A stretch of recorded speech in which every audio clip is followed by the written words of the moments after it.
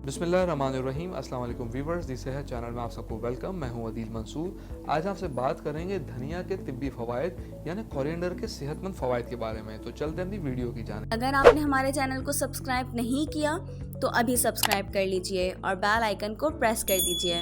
Viewers, हमारे रोज़मर्रा के खानों में धनिया का इस्तेमाल बहुत कॉमन है और ड्राई धनिया का इस्तेमाल खानों को बहुत अच्छा टेस्ट देता है। यानी इसके बीज और पत्ते दोनों ही हमारे लिए मुफीद और सेहतमंद हैं। व्यूवर्स, ये सारा साल अवेलेबल होते हैं और इसके जो बीज होते हैं हल्के सब्ज रंग के होते हैं। इसे ग़िज़ा और दवा दोनों के तौर पे इस्तेमाल किया जा सकता है। व्यूवर्स, इसमें phosphorus, magnesium, copper, potassium, iron, vitamin A, vitamin के, विटामिन सी और फॉलिक एसिड पाया जाता है। इसलिए पूरी दुनिया में इसके मेडिकल बेनिफिट्स को तस्लीम किया जाता है। ऐसे अफराद जिनको भूख की कमी का सामना हो, उनके लिए धनिया बेहतरीन दवा का काम करता है। धनिया की चटनी या धनिया को खाने से भूख की कमी दूर होती है। ये मैदे की जलन, मतली, पेचिश और कै में भी मुफीद है। इसके अलावा ख़वातीन जिनको मेंसेस में बहुत ब्लीडिंग का सामना हो, वो भी धनिया का इस्तेमाल कर सकती हैं। इसके अलावा ये पेट के दर्द, गैस और जोड़ों के दर्द को दूर करता है। ये दिल और दिमाग के लिए मुफीद है। अगर आप में नींद की कमी है या पुरसुकून नींद नहीं आती तो इसका इस्तेमाल अच्छी और पुरसुकून नींद के लिए बहुत मुफीद है। इसके अलावा ब्लीडिंग पाइल्स यानी खूनी बवासीर में इसका इस्तेमाल फ़ायदा देता है। पेशाब की जलन में भी इसका इस्तेमाल मुफीद है। इसके अलावा गुर्दे के अमराज मुब्तला अफराद इसका इस्तेमाल कर सकते हैं, उसमें भी मुफीद है। और वो अफराद जिनको कसरत एहतिलाम का सामना हो, वो खाने के बाद 1 चम्मच धनिया की चटनी का इस्तेमाल लाजमी करें।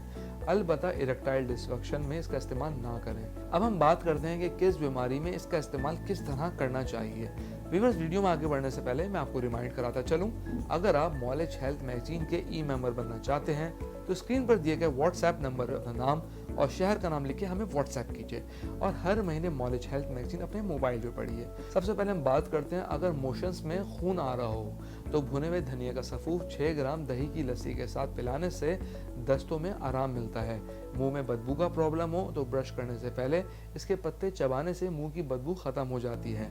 हड्डियों की मजबूती में काफ़ी ये मुफीद है।